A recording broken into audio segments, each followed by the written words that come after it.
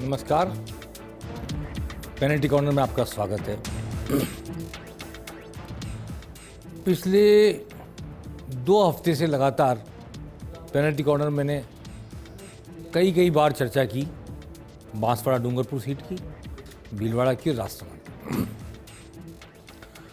और अक्सर मैंने कहा कि ये इन सीटों पर फेरबदल होगा, इन सीटों पर तय नहीं होगा, आखिरी समय तक तय नहीं होगा, उठापटक चलती रहेगी। तो भीलवाड़ा में तो कांग्रेस का प्रत्याशी बदला, भाजपा आखिर तक प्रत्याशी तय करती रह गई। फिर किया उन्होंने प्रत्याशी तय, तो एक सिंगल सीट की लिस्ट जारी करनी पड़ी दामोदर अग्रवाल की, और कांग्रेस का प्रत्याशी बदल कर राजसमंद चला गया। राजसमंद से नाथद्वारा से CP Joshi, doctor CP Joshi Bhilwara आ गए। इसी क्रम में मैंने एक से ज़्यादा बार कई बार बांसवाड़ा डूंगरपुर का जिक्र किया था और ये कहा था कि कांग्रेस मान मनुहार कर रही है कि बाप भारतीय आदिवासी पार्टी किस तरह मान जाए, बागीडोरा उपचुनाव लड़ ले, बांसवाड़ा डूंगरपुर सीट लड़ ले, पर उदयपुर से अपना प्रत्याशी हटा ले, चित्तौड़ से अपना प्रत्याशी हटा ले। लेकिन बाप मानने को तैयार नहीं थी। कांग्रेस ने ऐन वक्त पे अपने प्रत्याशी को टिकट दिया, खड़ा किया। अरविंद दामोर नौजवान कांग्रेस के प्रत्याशी होकर उन्होंने नामांकन भरा बांसवाड़ा डूंगरपुर लोकसभा सीट से, और करण सिंह शायद नाम था मेरे ख्याल से, जिनको बनाया गया था, कपूर सिंह, जिनको बनाया गया था बागीडोरा उपचुनाव में कांग्रेस का प्रत्याशी। बाप ने कोई समझौता कांग्रेस के साथ नहीं किया। एक राष्ट्रीय पार्टी किस तरह लाचार दिखी, मैंने ये पहले आपको कहा था करीब 1 हफ्ते पहले। कांग्रेस को ये तय करना है कि महेंद्रजीत सिंह मालवीय को हराकर सबक सिखाना है या अपने वजूद को बचाना है। अपने वजूद को बचाना है तो चुनाव लड़ना पड़ेगा, और महेंद्रजीत सिंह मालवीय को हराकर सबक सिखाना है पार्टी छोड़ने का, तो उसे बाप के साथ जाना पड़ेगा, बाप भले माने चाहे ना माने। कांग्रेस दोराहे पर खड़ी थी। कांग्रेस ने पहले तय किया कि हम प्रत्याशी लड़ाएंगे। शायद ये था कि प्रत्याशी लड़ाने से बाप मान जाए और उदयपुर से प्रत्याशी हटा ले तो हम यहाँ से हटा लेंगे। कोई बार्गेनिंग नहीं हो पाई। फाइनली कांग्रेस को राष्ट्रीय पार्टी होने के बावजूद एक आदिवासी रीजनल पार्टी के सामने समर्पण करना पड़ा, और आज कांग्रेस ने अपने प्रत्याशी अरविंद दामोर को बांसवाड़ा डूंगरपुर लोकसभा सीट से और कपूर सिंह को बागीडोरा विधानसभा सीट से नाम वापस लेने के लिए कहा, ताकि इन दोनों सीटों पर कांग्रेस से बगावत करके गए, भाजपा में गए लोगों को सबक सिखाया जा सके। इसे कहते हैं कि मेरी एक आंख फूटे तो फूट जाए, सामने वाले की 2 फूटनी चाहिए। लेकिन अरविंद दामोर ने नाम वापस नहीं लिया। ऐसा कहते हैं मोबाइल बंद करके सो गए, कहीं चले गए। और कपूर सिंह ने भी नाम वापस नहीं लिया। दोनों के पास हाथ के निशान का सिंबल था। हाथ के निशान का सिंबल अब मतपत्र में दिखेगा। कांग्रेस ने भले विड्रॉ कर लिया हो, हम चुनाव नहीं लड़ रहे, फिर भी कांग्रेस का सिंबल और कांग्रेस के द्वारा निष्कासित, दोनों को कांग्रेस ने निष्कासित कर दिया 6 साल के लिए, पार्टी का अनुशासन नहीं मानने के लिए। लेकिन कोई फर्क नहीं पड़ता, जो निष्कासित हो गए वो भी हाथ का चुनाव चिन्ह लेकर विधानसभा में और लोकसभा में, उपचुनाव और मेन चुनाव में, आम चुनाव में प्रत्याशी के तौर पर हाथ के निशान के साथ उनके नाम अंकित होंगे। बैलेट बॉक्स तो है नहीं, वो जो मशीन है, मशीन पर, ईवीएम पर। और इनकी हार कांग्रेस की हार कहलाएगी। इनकी जमात अगर जब्त हुई मान लो, या कुछ भी रिजल्ट आया, मैं नहीं कहता क्या रिजल्ट आएगा, जो भी होगा वो कांग्रेस के खाते में दर्ज होगा। भले से कांग्रेस ने इन्हें नाम वापस लेने के लिए भी कह दिया और इनको पार्टी से 6 साल के निष्कासित भी कर दिया। तो अब बाप भी मैदान में है और महेंद्रजीत सिंह मालवीय के नेतृत्व में बीजेपी मैदान में है, और कांग्रेस तो मैदान में रही गई, चाहे जाने अनजाने। और बाप ने कांग्रेस के इतने बड़े कदम के बदले में उदयपुर की लोकसभा सीट से अपना प्रत्याशी नहीं हटाया। ताराचंद मीणा कांग्रेस के प्रत्याशी वहाँ से चुनाव लड़ रहे हैं। पूर्व जिला कलेक्टर उदयपुर के आईएएस की नौकरी छोड़कर वो उतरे मैदान में कांग्रेस की तरफ से। उनके लिए बाप ने अपना प्रत्याशी नहीं हटाया। कांग्रेस ने दोनों जगह समर्पण किया, पर बाप का दिल नहीं पसीजा। बाप का चित्तौड़गढ़ में भी प्रत्याशी है और भारतीय आदिवासी पार्टी गुजरात में भी कुछ सीटों पर चुनाव लड़ रही है, मध्य प्रदेश में भी कुछ सीटों पर चुनाव लड़ रही है। किसी जगह उन्होंने कांग्रेस के सामने से कोई प्रत्याशी नहीं हटाया। यानी ये कोई गठबंधन नहीं हुआ, 2 सीटों पर कांग्रेस का आत्मसमर्पण हुआ है। मैं इसको राजनीतिक रूप से संज्ञा देता हूँ। और कांग्रेस ने अपने वजूद को दांव पर लगाकर कि भविष्य में कांग्रेस वहाँ बचेगी या नहीं बचेगी, कांग्रेस की फोर्स वहाँ दिखेगी नहीं दिखेगी। हालांकि कांग्रेस के एमएलए वहाँ पर अर्जुन बामनिया है, रमीला खड़िया है, कांग्रेस का वजूद है, लेकिन इसके बावजूद पार्टी ने चुनाव में आत्मसमर्पण करके भारतीय आदिवासी पार्टी को समर्थन देकर अपने से बगावत करके भाजपा में जाने वाले लोगों को सबक सिखाने के लिए, उनकी 2 आंख फोड़ने के लिए अपनी 1 आंख फोड़ ली। चलिए, ये रणनीतिक पहल है, हो सकता है रणनीति सफल हो। चुनाव के बाद पार्टी को फिर खड़ा कर लेंगे, जिला प्रमुख का चुनाव आएंगे, नगर पालिकाओं के, नगर परिषदों के चुनाव होंगे, तो पार्टी फिर खड़ी हो जाएगी। नेशनल पार्टी है, कांग्रेस विपक्ष में बैठी है तो भी क्या 70-71 एमएलए हैं। लेकिन आज बांसवाड़ा डूंगरपुर के हर कांग्रेसी के मन में ये सवाल जरूर उठ रहा है, इस रणनीतिक सूझबूझ के साथ बाप ने कदम से कदम क्यों नहीं मिलाया और कांग्रेस की लाचारी को किस तरह एक्सप्लॉइट किया, ये देखने वाली बात है। चलिए, नतीजा जब आएगा तो ये देखने वाली बात होगी, क्या महेंद्रजीत सिंह मालवीय को हराने के लिए कांग्रेस के इतने बड़े समर्पण के बावजूद भी कांग्रेस सफलता प्राप्त कर पाती है या नहीं कर पाती है। अब नतीजे में यही देखने वाली बात बाकी रह गई है। जेपी नड्डा राष्ट्रीय अध्यक्ष बीजेपी के आज संगरिया पहुंचे। श्रीगंगानगर हनुमानगढ़ लोकसभा सीट पर उन्होंने प्रियंका बेलान, जो बीजेपी की कैंडिडेट है, उनके पक्ष में वोट मांगे और कहा कि मोदी जी के नेतृत्व में भारत की राजनीति बदल चुकी है, विकास की राजनीति हो रही है और अब आप सबको प्रियंका बेलान को जिताना चाहिए, मोदी जी के हाथ मजबूत करने चाहिए। और उन्होंने इंडी गठबंधन पर आरोप लगाया, कहा कि कुछ जेल में कुछ बेल पर, ऐसे गठबंधन को क्या वोट देना।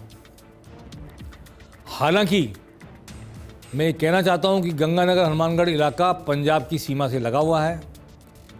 किसान आंदोलन जो पंजाब से उठकर, हरियाणा से उठकर पहुंचा है दिल्ली, उसका असर है इस लोकसभा क्षेत्र में। और कम्युनिस्टों को एक सीट सीकर में दी, इसका भी असर है गंगानगर लोकसभा क्षेत्र में, तो कम्युनिस्टों के यहाँ कई बार विधायक जीतते रहे। इसलिए कांग्रेस को 2 बातों का संबल है, एक किसान आंदोलन का, एक कम्युनिस्टों को सीकर की सीट देने की वजह से कम्युनिस्टों का साथ मिलने का। इसलिए जेपी नड्डा ने आज आकर यहाँ पर प्रियंका बेलान का प्रसार किया, वोट मांगे और इंडी गठबंधन के नेताओं को लेकर क्या कहा, आइए सुनते हैं जेपी नड्डा ने। और ये हेमंत सोरेन जेल में है कि नहीं है, अरविंद केजरीवाल जेल में है कि नहीं, मनीष सिसोदिया जेल में है कि नहीं, सतेंद्र जैन जेल में है कि नहीं, टीएमसी के मंत्री जेल में है कि नहीं। आप बताइए, ये डीएमके के मंत्री जेल में है कि नहीं। ये ऐसा गठबंधन है जिसमें आधे बेल पर हैं और आधे जेल में हैं, इस तरीके का गठबंधन है। आप बोलिए, ऐसे लोगों को आगे आने देना है क्या? इनकी जगह कहां है? इनकी जगह कहां है? मित्रों, इस तरीके का इनकी राजनीति है। अब मोदी ने जिस तरह अपनी बोलने की स्टाइल बदली है, लोगों से उनके मुंह से उत्तर निकलवाते हैं। नड्डा ने भी आज वही स्टाइल आजमा ली। इससे पहले नड्डा इस तरह नहीं बोलते थे। आज मैंने बहुत दिनों बाद ये देखा कि नड्डा ने जवाब दिया लोगों से, जेल में रहना चाहिए नहीं है, कहाँ है इनकी जगह, है कि नहीं है कि नहीं है, लोगों से खेल रहा है। इंटरैक्टिव स्पीच, 2 तरफ से, no 1 way traffic, 2 way traffic. चलिए, नरेंद्र मोदी फिर राजस्थान आएंगे, 11 अप्रैल को आएंगे। करौली धौलपुर लोकसभा क्षेत्र में उनकी आम सभा होगी। 12 अप्रैल को बाड़मेर जाएंगे पीएम मोदी और दौसा में रोड शो करेंगे। मैं समझता हूं कि दौसा में पीएम मोदी का रोड शो बहुत ही ऐतिहासिक घटना इसलिए होगी कि इससे पहले राहुल गांधी की जब यात्रा आई थी, भारत जोड़ो यात्रा, तो ज़बरदस्त सैलाब उमड़ पड़ा था राहुल गांधी की यात्रा पर। कांग्रेस के लोगों ने कई बार टीवी पर उसको दिखवाया, कितनी भीड़ उमड़ पड़ी राहुल गांधी के लिए। और फिर वहाँ से विधानसभा चुनाव में मुरारीलाल मीणा कांग्रेस के एमएलए बने भी। लेकिन अब लोकसभा का चुनाव है, भाजपा ने जसकौर मीणा का टिकट काटा है, कन्हैयालाल मीणा को टिकट दिया, जो 2 से ज़्यादा बार मेरे ख्याल से विधानसभा चुनाव हार चुके हैं। एक जमाना था जब कन्हैयालाल मीणा का जमाना था, जब भाजपा के बहुत कम नाम लेवा थे या बहुत कम लोग इस पूरी राजस्थान में भाजपा को पहचानते और जानते थे, मानते थे। उस वक्त कन्हैयालाल मीणा बस्ती चुनकर आते थे, निर्दलीय भी चुन के आए। लेकिन आज कन्हैयालाल मीणा का वो वर्चस्व, वो वजूद नहीं है जो किस जमाने होता था। पार्टी में जगमोहन मीणा को टिकट देने की बात चली थी, किरोड़लाल मीणा के भाई को, वो अंत में रोक ली गई, कन्हैयालाल मीणा को टिकट दिया गया। अब मुरारी मीणा वर्तमान विधायक कांग्रेस के, वो खुद लोकसभा चुनाव लड़ रहे हैं। यहाँ पर फाइट ज़बरदस्त होने की उम्मीद है। करौली धौलपुर में भी फाइट ज़बरदस्त होने की उम्मीद है। पूर्वी राजस्थान की दोनों तीनों सीटों पर जहाँ मीणा गुजर बहुल है और मीणा गुजर एकता संभावित है एससी के साथ, मुस्लिम वर्ग के साथ, वहाँ पर पीएम मोदी का आना ये दर्शाता है कि भाजपा आइडेंटिफाई कर रही है उन सीटों को जहाँ वो कमज़ोर हो सकती है, दिख सकती है। इसलिए बाड़मेर में ट्रेंगुलर फाइट है। वहाँ पर रविंद्र भाटी जो राजपूत समाज से आते हैं, निर्दलीय विधायक हैं, भाजपा ने टिकट नहीं दिया था उनको, इसलिए निर्दलीय बने, वो निर्दलीय चुनाव लड़ रहे हैं। केंद्रीय मंत्री कैलाश चौधरी वहाँ से चुनाव लड़ रहे हैं बीजेपी के। उमेदवार बेनीवाल कांग्रेस के टिकट पर। ट्रेंगुलर फाइट है। वहाँ बीजेपी के प्रत्याशी को ताकत प्रदान करने के लिए नरेंद्र मोदी आएंगे। करौली धौलपुर में भी बीजेपी के प्रत्याशी को ताकत देने की जरूरत है, नरेंद्र मोदी आ रहे हैं। दौसा में खास तौर पर इस इलाका कभी राजेश पायलट, सचिन पायलट के नाम से, कभी पंडित नवल किशोर शर्मा के नाम से उनके गढ़ के रूप में जाना जाता था। अब वो एसटी के लिए रिजर्व सीट है, परंतु इस रिजर्व सीट में भी कांग्रेस का अच्छा खासा पक्ष रहा है और अभी भी सचिन पायलट के समर्थकों की बहुत बड़ी संख्या है। हालांकि उसे वोट दे सकते, खड़े नहीं हो सकते लोकसभा क्षेत्र चुनाव में। मुरारी मीणा सचिन पायलट के समर्थक को माने जाते हैं और सचिन पायलट के इशारे पर अगर गुजर मतदाता मीणा मतदाता के साथ मुरारी मीणा साथ हुए तो टफ फाइट होगी वहाँ पर। इसलिए PM Narendra Modi road show करने आ रहे हैं 12 अप्रैल को दौसा में शाम को, दिन में आम सभा करेंगे बाड़मेर में और 11 अप्रैल को करौली धौलपुर में। ये ईस्टर्न राजस्थान और वेस्टर्न राजस्थान, पूरब और पश्चिम, दोनों में संदेश देने की कोशिश है। इन सीटों पर आएगा और भजन लाल शर्मा तो रहेंगे ही मौजूद। इन दोनों दिनों की तैयारियों में जुटे हुए हैं वो। बाड़मेर में कैसे सभा होगी और किस तरह करौली धौलपुर में और दौसा में रोड शो। यहाँ ये भी बहुत महत्वपूर्ण बात है कि दौसा के इलाके में भाजपा के किरोड़लाल मीणा का भी अच्छा प्रभाव है और जसकौर मीणा जो सांसद थी उनका टिकट कटा है, इसलिए दौसा की सीट पर एक संशय की सी स्थिति बनी हुई है। इसलिए पीएम मोदी का आना और रोड शो करना एक बड़ी घटना होगी इस इलाके के लिए और निर्णायक घटना भी हो सकती है। अमित शाह भी राजस्थान आएंगे। पहला दौर है, पहला चरण है चुनाव का और 3 दिन अमित शाह यहाँ रहेंगे। 14 अप्रैल को अलवर में आएंगे जहाँ भूपेंद्र यादव चुनाव लड़ रहे हैं, केंद्रीय मंत्री, पर्यावरण मंत्री, श्रम मंत्री, अमित शाह के बेहद करीब भूपेंद्र यादव के चुनाव प्रचार में शामिल होंगे अमित शाह। और साथ में 16 और 17 अप्रैल को अमित शाह 3 लोकसभा क्षेत्रों में जनसभाएं करेंगे। तो अमित शाह, नरेंद्र मोदी और जेपी नड्डा, इन तीनों ने लगभग तय कर लिया है कि 19 तारीख को जो पहला चरण का चुनाव होगा, 17 को चुनाव प्रचार खत्म होगा, उससे पहले डेरा डाल देंगे राजस्थान में। राजस्थान के अधिकांश हिस्सों में अपने भाषण का प्रभाव, अपने दौरे का प्रभाव, अपने रोड शो का प्रभाव, कोई कसर नहीं छोड़ी जाएगी। इसके बिल्कुल सामने राहुल गांधी भी आ रहे हैं। 11 अप्रैल को राहुल गांधी आएंगे, अनूपगढ़ में जनसभा करेंगे। अनूपगढ़ के अलावा वो फलौदी में भी आम सभा करेंगे। 11 बजे अनूपगढ़ में और 3 बजे फलौदी में। अनूपगढ़ में करेंगे तो बीकानेर के लोग भी होंगे वहाँ और गंगानगर हनुमानगढ़ की सीट के लोग भी होंगे। बीकानेर में गोविंद मेघवाल प्रत्याशी हैं कांग्रेस के, अनूपगढ़ में कुलदीप इंदौरा प्रत्याशी हैं। राहुल गांधी इन दोनों लोकसभा क्षेत्र के लोगों को संबोधित करने के लिए अनूपगढ़ में सभा करेंगे। और फलौदी में पाली के, जोधपुर के और बाड़मेर सीट के काफ़ी बड़ी संख्या में मतदाता इकट्ठे होने की संभावना है और इन तीनों क्षेत्र के मतदाताओं को संबोधित करेंगे राहुल गांधी 11 अप्रैल को। 11 अप्रैल को प्रधानमंत्री मोदी भी राजस्थान में होंगे और राहुल गांधी भी राजस्थान में होंगे।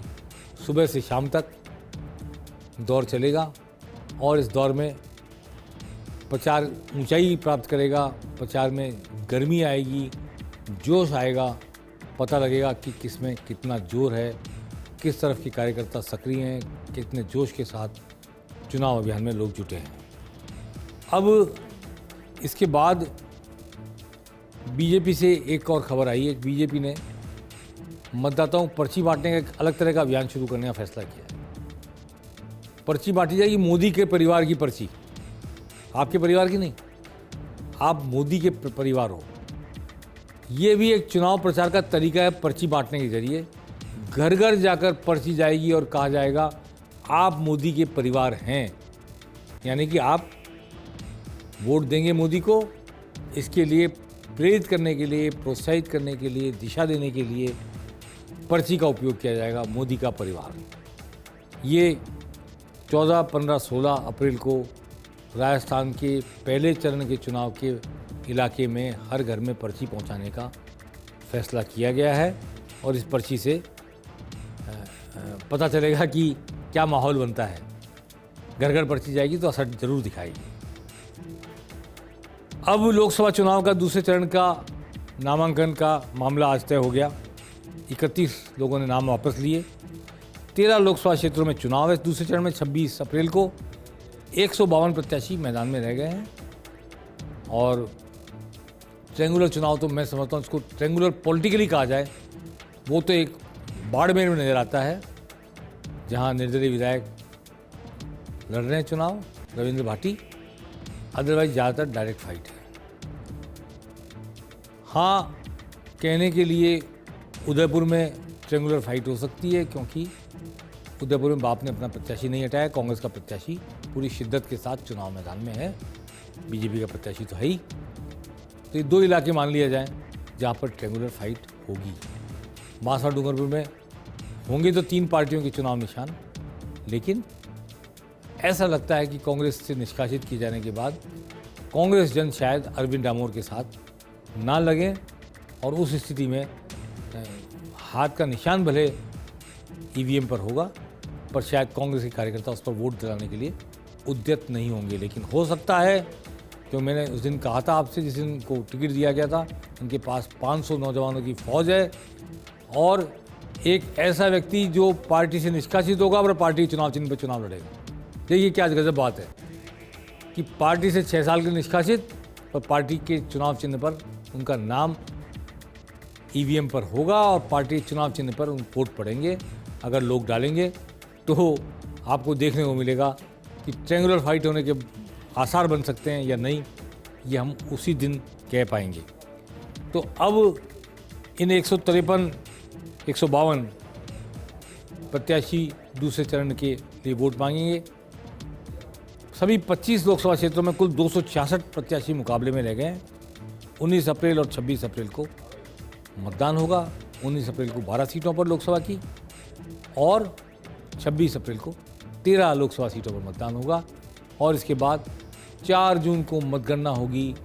उस दिन पता चलेगा कि राजस्थान के मतदाता ने किसे नवाजा, किस विचारधारा के साथ गया, किस नारे को अपनाया और किस नेता की आवाज़ को सुना, बात को माना। पेनल्टी कॉर्नर में आज बस इतना ही। हम फिर हाजिर होंगे और नई घटनाओं के विश्लेषण के साथ और ताज़ा राजनीतिक हालात को आपको बताते हुए पेनल्टी कॉर्नर से हम आपको रूबरू कराते रहेंगे। नमस्कार।